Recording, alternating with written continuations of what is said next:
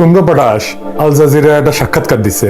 সে বলছে যে ছাত্রদের সাথে সরকারের কোনো সমস্যা নাই, তারা ছাত্রদের দাবির সাথে একমত, কিন্তু তৃতীয় পক্ষ যারা টেরোরিস্ট দুষ্কৃতিকারী তারা ছাত্রদের আন্দোলনে ঢুইকা ধ্বংসযজ্ঞ করেছে। We are not talking about the students. We are not referring to the students to be the terrorists and anarchists.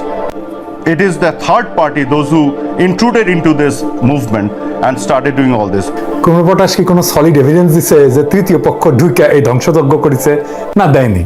তুঙ্গপটাশের বন্ধু জয় ওই যে কুত্তে নিয়ে বসে থাকে, কুত্তাটা গলে সুন্দর আছে, ওই কি আর করবে? কুমড়োপটাশ যদি বাংলাদেশে বসে থাকে তো ওর তো কুত্তে নিয়ে বসে থাকা লাগবে, তাই না? যাই হোক, সে ফেসবুকে ভিডিও দিয়ে কইছে যে পেট্রোল নিয়ে গেছে ওই পুরানোর জন্য বিক্ষোভকারীরা, তাই এইটা ছাত্ররা না। ওর মা ডাইনি মাতারিটাও কইছে যে জামাত বিএনপি ধ্বংসযজ্ঞ চালাইছে। তো ধরা পড়লো কে? বাসে আগুন দেওয়ার ঘটনায় স্বীকারোক্তিমূলক জবানবন্দি দিছে কে? আওয়ামী লীগ। 4 লাখ টাকায় চুক্তি কইরা বাসে আগুন দেওয়া নিয়ে সে বাসে আগুন দিছে। শ্রমিক লীগের নেতা ধরছে হাসিনার আর এক কুত্তা পুলিশ। কই বিরোধী দলের তো কাউরে ধরতে পারে নাই। আর কুমড়োপটাশ বলে তৃতীয় পক্ষ, আওয়ামী লীগ হইতেছে তৃতীয় পক্ষ। আবার হাসিনা কইছে যে চারিদিকে আগুন, টেলিভিশন ভবনে যখন আগুন লাগানো হইলো দমকল কর্মীরা আসছে তাদের ঢুকতে দেবে না, তাদের গাড়িতেও নাকি আগুন দেওয়া হয়েছে, পুলিশ সাহেব কাউকে ঢুকতে দেবে না, আগুন নাকি দাও দাও করে চলছে।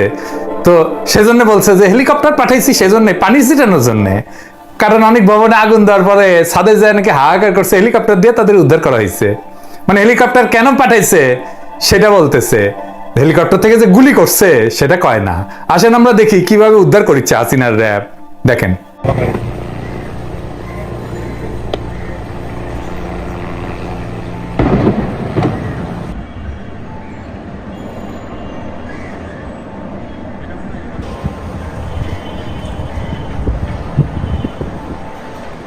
দেখেন গুলি করতেছে আকাশ থেকে। হাসিনা মুখ খুললে 100টা মিছা কথা না বলে থামে না। ওর বাপও ছিল মিথ্যুক, ডাহা মিথ্যুক। তারপরে ওই যে এই যে বাতাবি লেবু ভবনে যাইয়া, বিটিভি ভবন বাতাবি লেবু ভবনে যাইয়া দাবি করছে যে পাকিস্তানি হানাদার সেনাবাহিনী বিটিভিতে হামলা করেনি। পাকিস্তানি সেনাবাহিনী কেন হামলা করবে? কারণ ওই সময় পিটিভি ছিল, ওইটা পাকিস্তান টেলিভিশন, ও তো হানাদার বাহিনীদের প্রচার যন্ত্র ছিল। ও কেন হানাদাররা পাকিস্তানি বাহিনী কেন হামলা করবে? সরকারের প্রচার যন্ত্র ছিল এবং এটা ব্যবহার করা হয়তো যুদ্ধরত বাংলাদেশের স্বাভাবিক পরিস্থিতি আছে এটা দেখানোর জন্য। এরই প্রতিবাদে মুক্তিযোদ্ধাদের একটা দল 1971 সালের 28 সেপ্টেম্বর ডিআইটি ভবনের 7 তলায়, ওইখানে বিটিভির তৎকালীন কার্যালয় ছিল এবং অ্যান্টেনা ছিল, ওইখানে হামলা চালায়, একটা অংশ উড়াই দিছিল, বোমা হামলা চালায়। এবং পরদিন 29 অক্টোবর পাকিস্তান অবজারভারে ওইটা নিউজ ছাপা হয়েছিল। মুক্তিযোদ্ধারা সবসময় বিটিভি উড়ায় দেয়, জ্বালায় দেয়, এটাই ইতিহাস। এবার আসেন আর একটা ফুটেজ দেখেন। যেই সময় ইন্টারনেট বন্ধ ছিল সেই সময় ফুটেজ, অ্যাপার্টমেন্টের বারান্দা থেকে মোবাইলে রেকর্ড করতেছিলেন এক নারী। সেই নারীকে লক্ষ্য কইরা গুলি করে। আমরা গুলির ঝলক দেখতে পাই, শব্দ শুনতে পাই। তারপরে কি হয়েছে জানি না, মোবাইল পড়ে যায়। কুমড়োপটাশ নির্লজ্জের মতো বলে আত্মরক্ষার জন্য গুলি ছুটতেছে। তো গৃহবধূ কেন গুলি খাইল? আবার আর একটা ফুটেজ দেখেন, একটা বাচ্চা গুলি খাইছে, তাকে আর একটা ছেলে নিয়ে যাচ্ছে। পুলিশ আইসা, নিরস্ত্র দুইজনই, পুলিশ আইসা গুলি করলো। দেখেন কেমনে গুলি করলো। এইবার আসেন, আমার হিসাবে অন্তত 4 জন শিশু মারা গেছে নিজের বাসায় গুলি খাইয়া, বাসার ভিতরে। 2টা রিপোর্ট আসছে প্রথম আলোতে।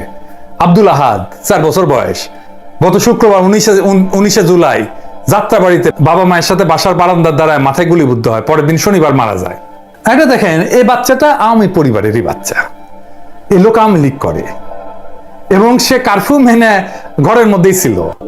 সে বলতেছে যে আমি আওয়ামী লীগ করি, পরিবার এবং এলাকার বেশিরভাগ মানুষ আওয়ামী লীগ সমর্থন করে, গত নির্বাচনে আওয়ামী লীগকে নাকি ভোট দিছে। সে বলতেছে আমাদের বাসায় কেন গুলি করবে, এটা কোন নিয়ম? এসব এটা বলতে কথা বলতে বলতে ফুপিয়ে কেঁদে ওঠেন সাকিবুর। দেখেন বাচ্চাটা মেরে ফেলছে, আওয়ামী লীগ করাই লোক। আওয়ামী লীগের কর্মীর ছেলে ঘরের মধ্যে পুলিশের গুলি খেয়ে মারা গেছে এবং এই মৃত্যু কিন্তু কোনো হিসাবের মধ্যে নাই। দেখেন 6.5 বছরের রিয়া গোপ, দীপক কুমার গোপের এবং বিউটি গোপের একমাত্র সন্তান, এই শুক্রবারে 19 জুলাই নারায়ণগঞ্জ শহরে বাড়ির ছাদে খেলতেছিল এবং নিচে যখন গুলিগোলা হয় তখন বাবা উঠে যায় ছাদে মেয়েকে আনতে, কোলে নিতেই মাথায় গুলিবিদ্ধ হয় রিয়া। গত বুধবারে মারা যায় সে।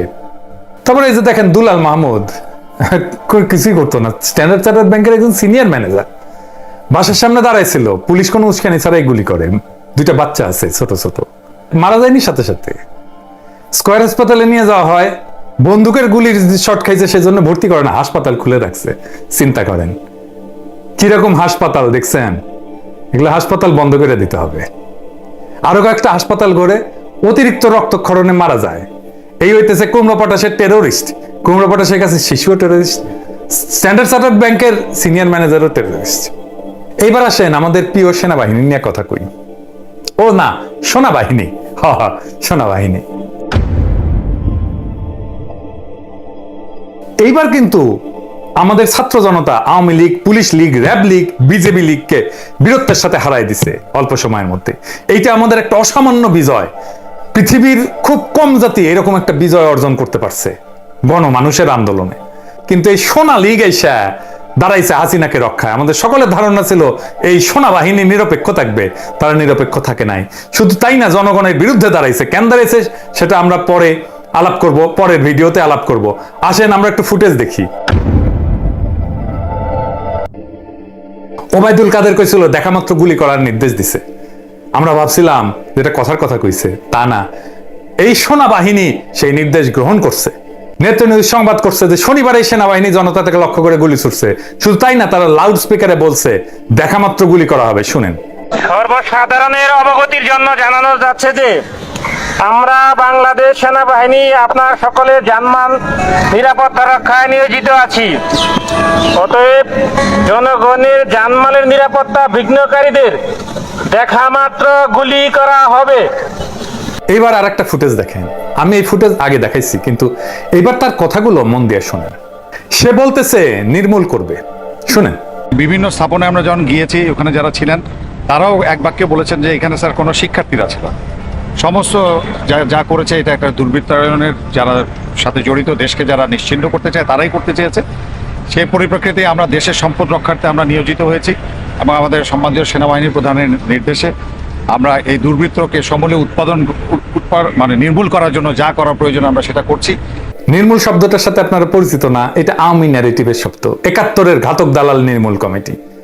এর পরিচয় পরে আসতেছি, এর পরিচয় জানায় রাখা দরকার, কারণ এরে আমরা গণহত্যার দায় বিচার করব পরে। আর এখন এই সহ চিহ্নিতগুলা কোন সভ্য দেশের যেন স্যাংশন খায় সেই ব্যবস্থা করা হবে। আর একটা ফুটেজ দেখি। এই ফুটেজে দেখা যাচ্ছে ভারী অস্ত্র সজ্জিত সেনাবাহিনীর পদাতিক সেনারা বিক্ষোভরত ছাত্র জনতার উপর একজন ম্যাজিস্ট্রেটের নির্দেশে গুলি ছুটতেছে। এখানে সেনাবাহিনীর মেজর পদে একজন কর্মকর্তা দেখা যাচ্ছে। কিন্তু এই যে দেখেন, মোহাম্মদপুরে 20শে জুলাই।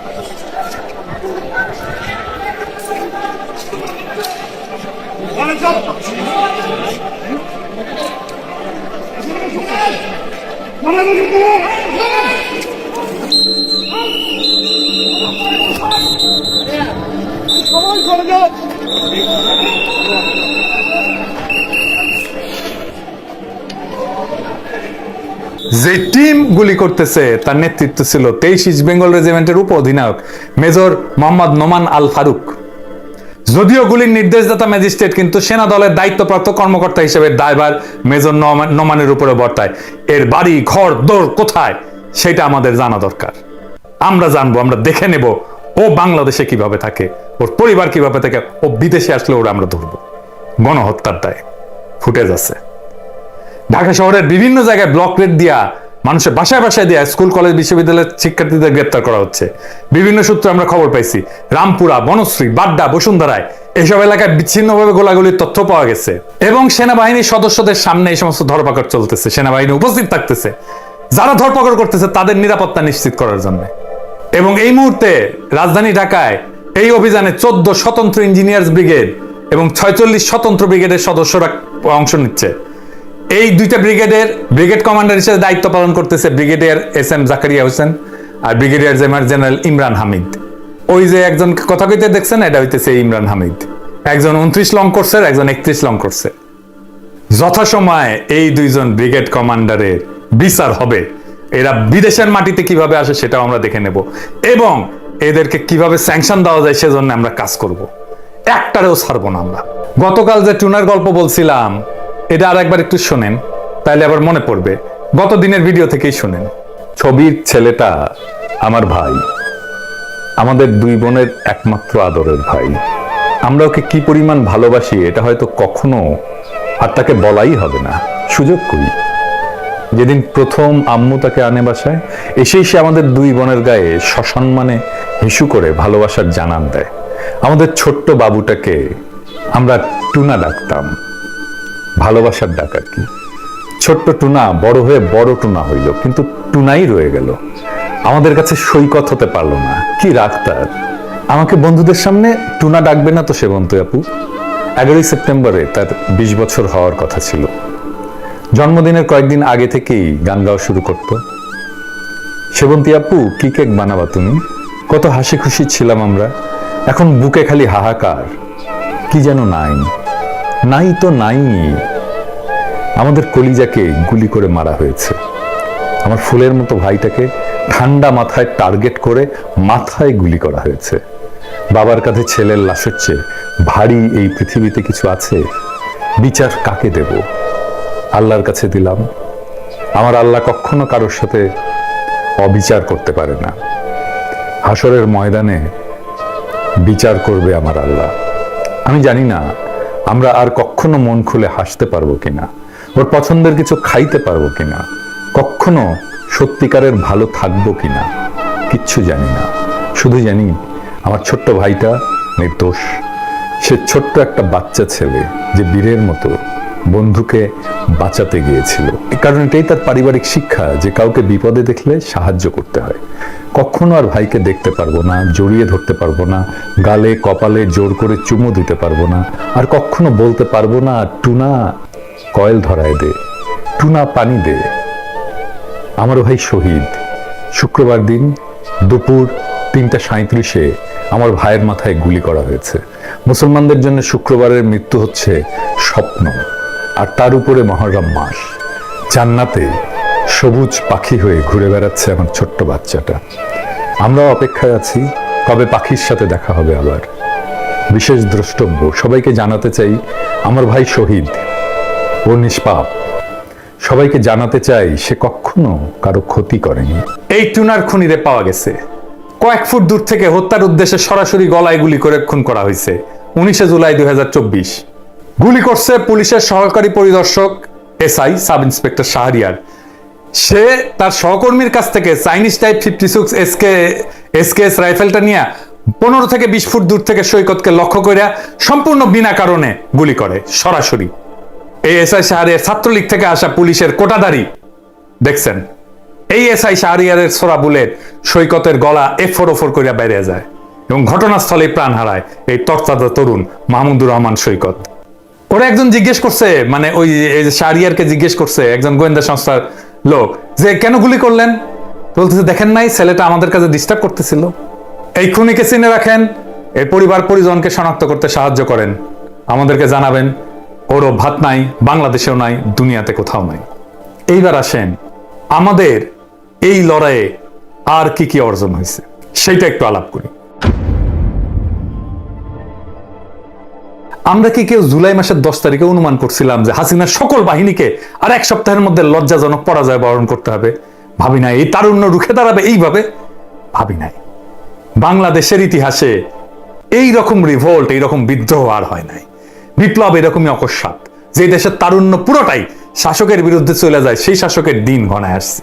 আমরা দেখতে পারতেছি এই দানবকে পরাজিত করা সম্ভব। আমরা দেখতে পারতেছি হাসিনার পুলিশ, র্যাব, বিজিবি সকলকে একসাথে পরাজিত করা সম্ভব। আমরা এটা জানি। এরপরে সেনাবাহিনীকেও কিভাবে পরাজিত করতে হবে, এই দানবকে আমরা পরাজিত করবই। আজকের এপিসোডটা আর একটা গল্প নিয়ে শেষ করি, শহীদ শাকিল পারভেজকে দিয়ে শেষ করি। শাকিল পারভেজ ছিল মানারতের বিবিএর ছাত্র।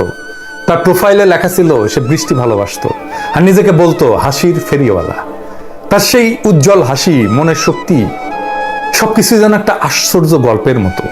গুলি খেয়ে হাসপাতালে ইমার্জেন্সিতে যখন শাকিল ভিডিও করতেছে, তখনও সে হাসতেছিল। কি অসাধারণ জীবনবোধ দেখেন।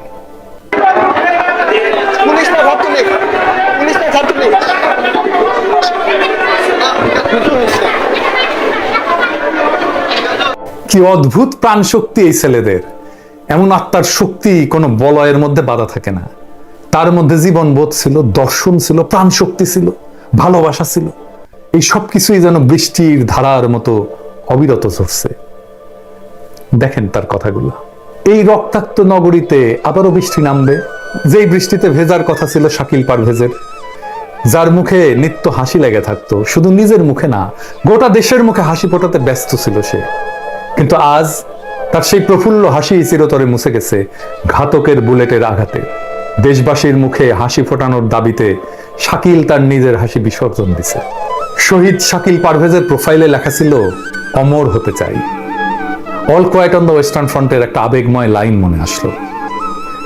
ইট falls on the heads and on the heads of the dead, up in the line, on the body of the little recruit, with the wound that is so much too big for his hip.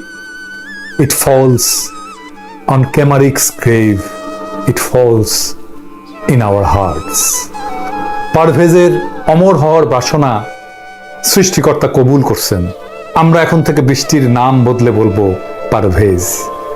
Parvez বৃষ্টি হয়ে আমাদের এই দুঃখী স্বদেশের মাটিকে সজল করবে, উর্বর করবে, যেন তার মতো বীর আর হৃদয়বান ছেলেরা আরো জন্মায়। শাকিলের এই আত্মত্যাগ, এই উজ্জ্বল হাসি বৃষ্টির ধারার মতো আমাদের হৃদয়ে অমর হয়ে থাকবে।